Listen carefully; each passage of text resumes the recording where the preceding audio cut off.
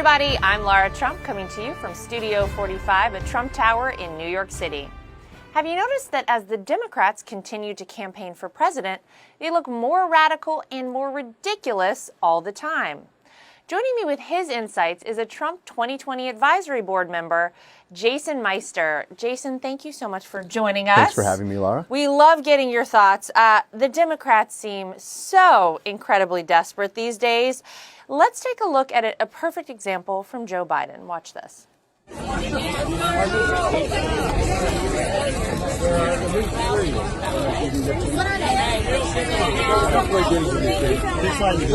job. Thank you, man. By the way, first one came out to marry.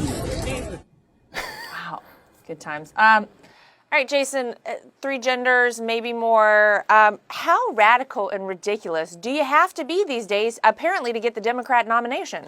Laura, it's a race to oblivion. I mean, we're really witnessing the implosion of the Democrat Party. When you look at what they're advocating for, open borders, 70% tax rate, the Green New Terror. Oh, gosh. I mean, abolishing the Electoral College. They are off the reservation.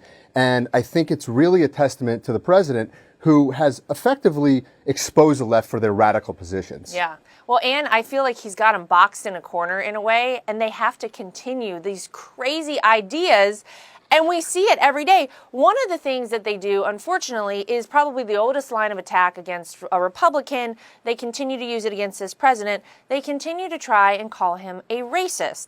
Now, let's look at this. This president has fanned the flames of white supremacy in this nation. His low energy, vacant-eyed mouthing of the words written for him, condemning white supremacists this week, I don't believe fooled anyone.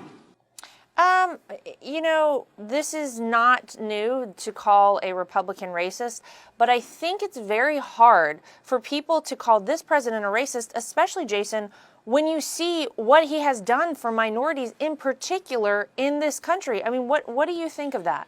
Yeah, Laura, I am sick and tired of this narrative, and it is a narrative. And unfortunately, we're living in an age of narratives and not facts. We need to look at the facts and the policies that this president has put in place. When you look at opportunity zones, which have encouraged capital to flow into the inner cities, when you look at all the bipartisan prison reform that he's done, when you look at the lowest unemployment rate for African Americans and Hispanics this country has ever seen in history.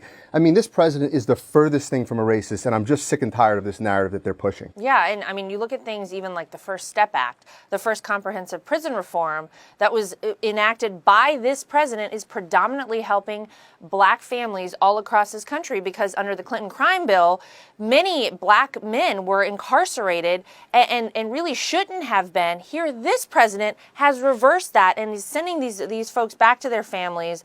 But I find it so interesting that the Democrats constantly claim racism while tolerating anti-Semitism within their own ranks. What do you think of that? Yeah, it's incredible. And not only do they tolerate it, but they've effectively made anti-Semitism and Jew hatred mainstream. Yeah. They now have congresswomen like Ilhan Omar that make regular tropes against Jews.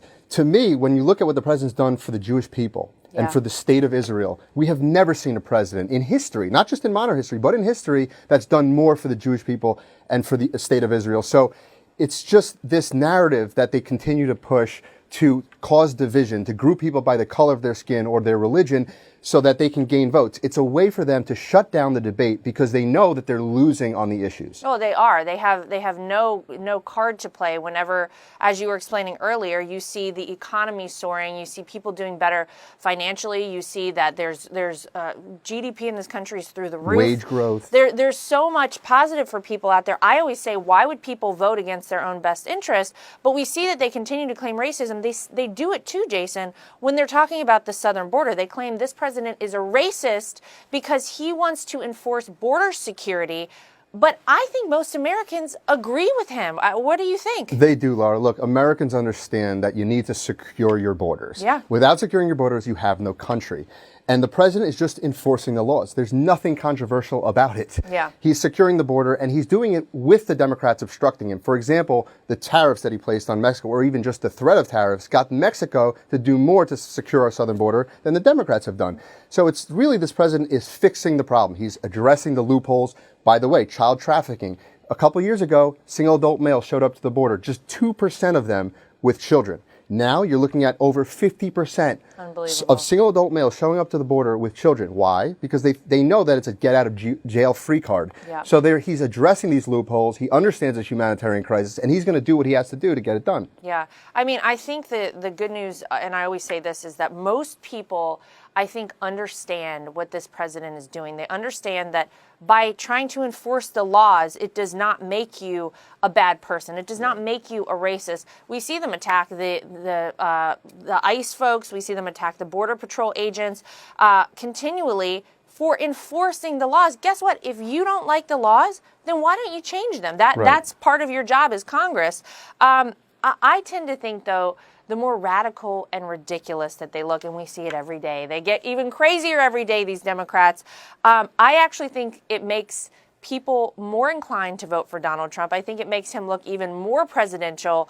And I really do think, I continue to say that I think more people will come out and vote for him in 2020. Laura, I think you're right. And I think what's happening, it's interesting. He puts them in a political pincer, where when he says left, they say right. Yeah. When he says up, they say down. So what happens is, when he says stand up for the national anthem, or he says we should value the American flag, things that are so commonsensical, Yes. okay, they just have to be anti-Trump all Right. the time. And so he's put them in this political pincer where, going back to earlier in the interview, when we talk about these policies that are so incompatible with American values and beliefs, that they are going to be voting for President Trump. I think we're going to have a real big landslide victory in 2020, given where the Democrats are today. Yeah, and I always think, too, that more women, more minorities are going to come out and vote for this president, because for so long, the Democrats, in their mind, had us. They had all the women. They had all the minorities. These are people that for decades have been voting for the Democrats. They get in office. They do nothing for And now he's delivering people. results. He's the one that has made the big changes and is making life better for everyone. If you thought that it was great on November 8th, 2016, wait until November 3rd, 2020. I can't wait to see the media meltdown. I can't wait to see people's heads exploding again. It's going to be awesome. But Jason, we appreciate everything you do out there fighting for the president every day, and thanks for being with us. Thanks for having me. As President Trump leads the nation with better results all the time, the Democrats get more and more radical, making the choice in 2020 more clear by the day. That's Real News for today. I'm Lara Trump from Studio 45 at Trump Tower in New York City. Thanks for joining us, everybody.